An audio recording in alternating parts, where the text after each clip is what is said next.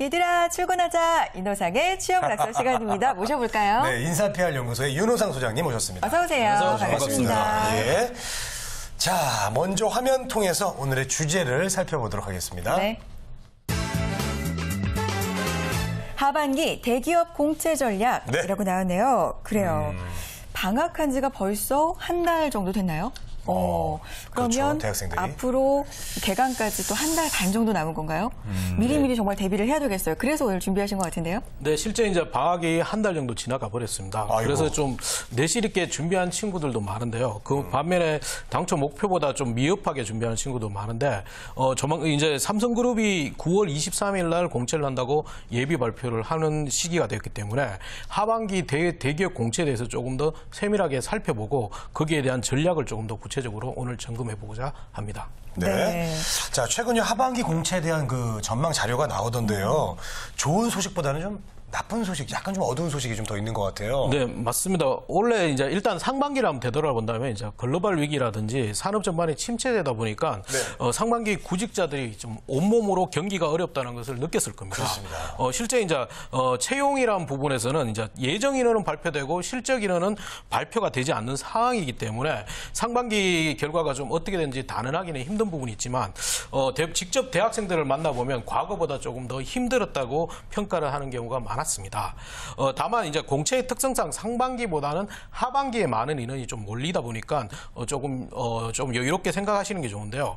하반기 공채에 대한 부분도 지금 아직까지는 이제 정확한 자료는 나오진 않지만 실제 한 신문조사의 결과를 본다면 30대 그룹의 하반기 채용 규모가 전체 7만 명인데요. 이 중에서 대졸 신입사원은 2만 명에 불과합니다.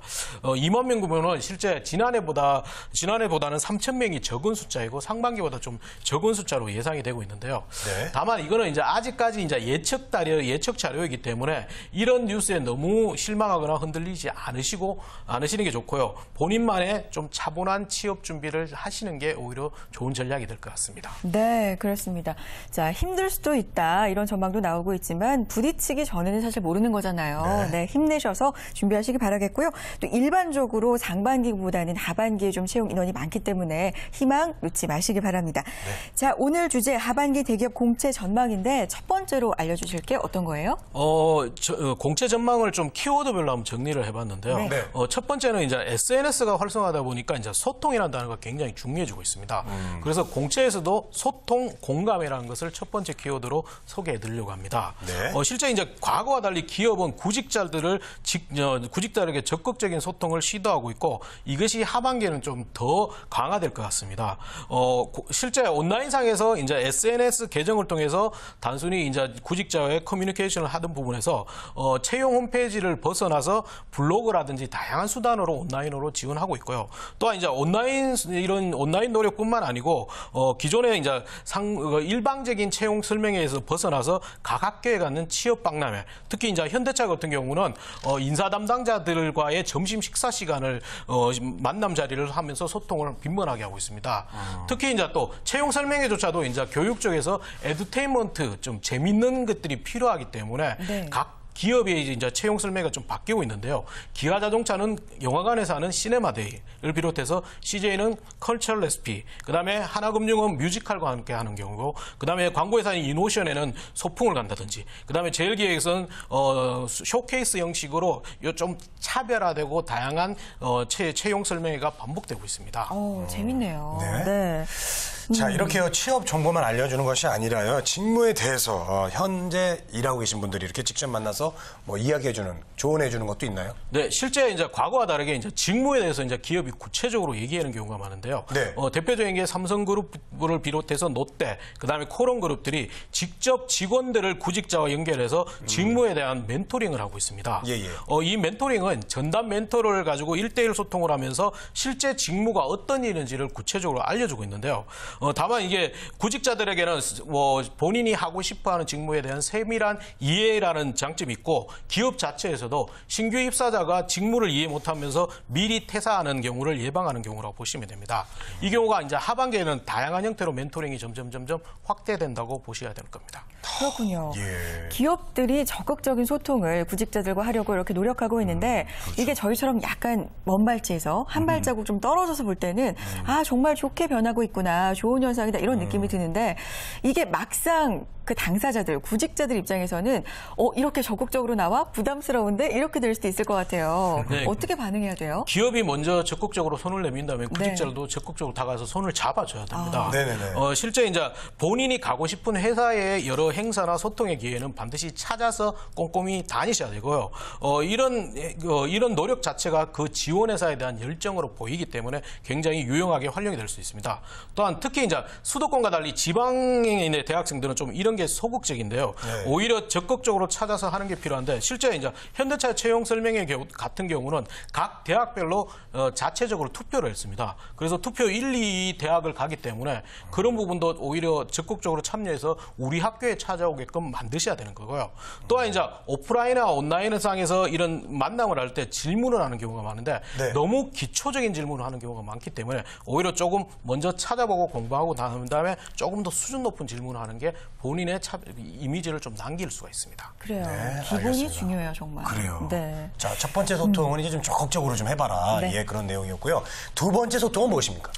두 번째는 조금 과격한 표현이지만 이제 파격입니다. 파격이요. 예. 실제 이제 기업이 이제 과거의 스펙 중심에서 스토리 중심을 채용으로 바꿨는데 이게 한 단계 더 진화해가지고 지원자의 끼와 열정, 잠재력을 평가하는 방식으로 바뀌고 있습니다.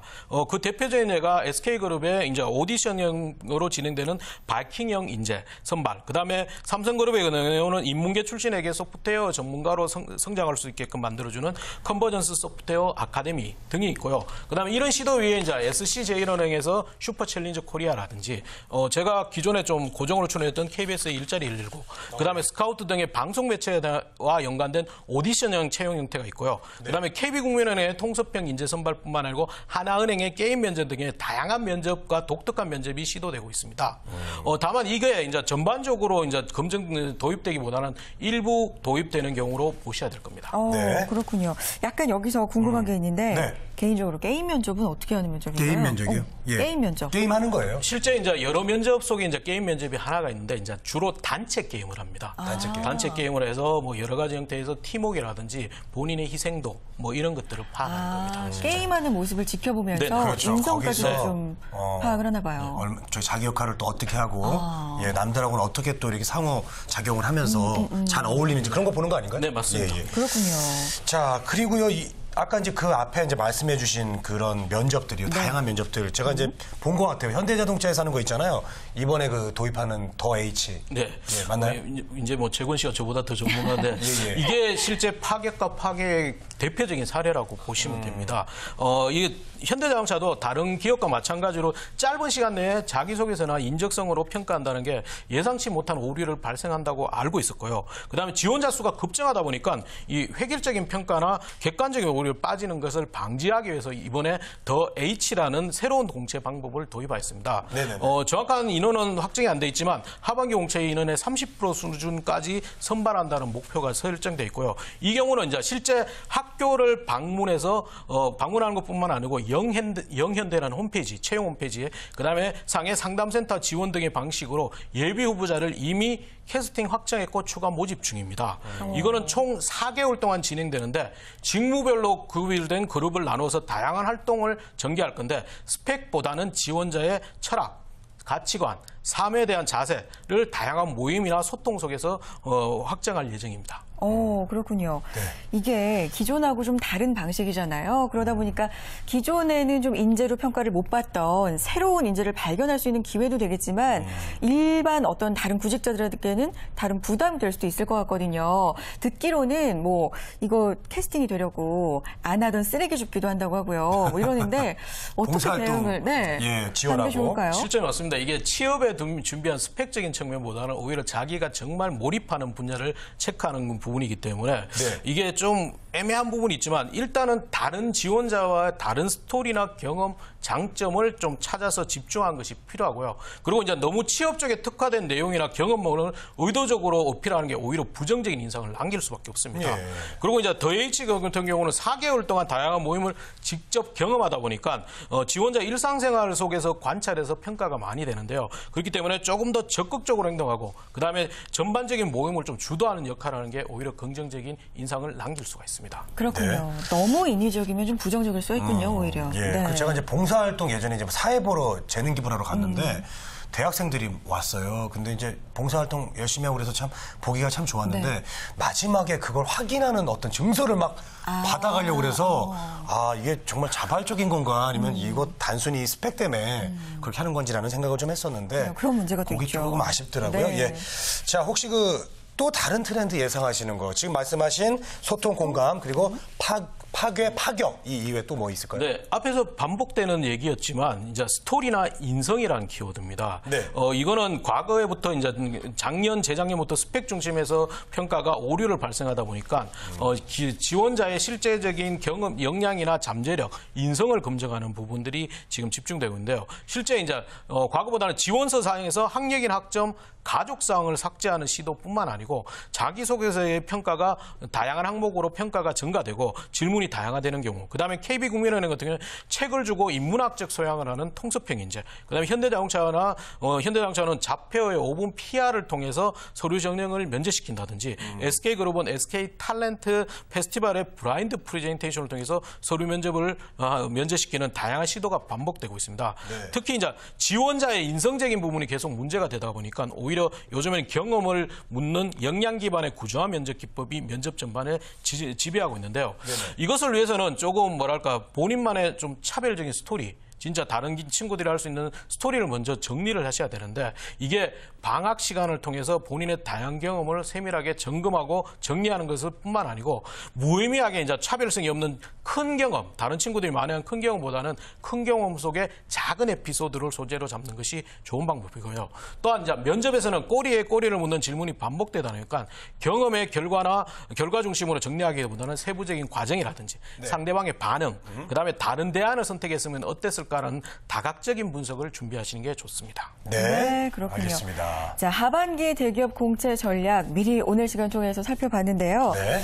바뀌고 있다. 취업 트렌드가 정말 많이 바뀌고 있구나. 이걸 느낄 수 있는 시간이었고요. 네, 맞습니다. 구직자들한테 좀 새로운 부담이 되지 않을까 이런 또 걱정도 남기는 시간이 아니었나 또 이제 싶은데요. 새롭게 또 준비해야 돼? 그래요. 이렇게 생각하면서 네. 부담이 될 것 같아요. 그런 구직자분들이 분명 있을 거예요. 정리 좀 부탁드려요. 실제 이제 삼성그룹이 이제 구직자들과 대표적으로 하는 열정 낙서라든지 열정낙서?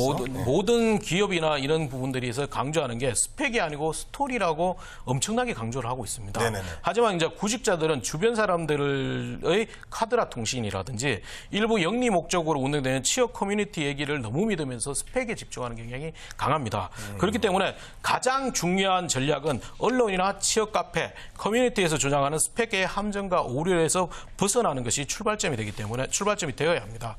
그래서 그 이후에 이제 좀 경험이 없더라도 좀 세부적인 에피소드를 찾아서 다양한 경험이라든지 지식을 교류했던 거라든지 기업 연관 경험의 대내외 활동을 좀 도전적으로 찾아서 그것을 차별적인 스토리로 만들어 가시는 게 가장 중요하기 때문에 조금 과감하게 우물 속에서 벗어나시는 게 좋은 방법이 됩니다. 네, 하여튼 뭐 맞아요. 결론은 부지런해야겠습니다. 우리 네. 구직자 여러분들. 예. 그리고 좀 과감해질 필요가 있을 것 맞아요. 같아요. 예, 예. 네.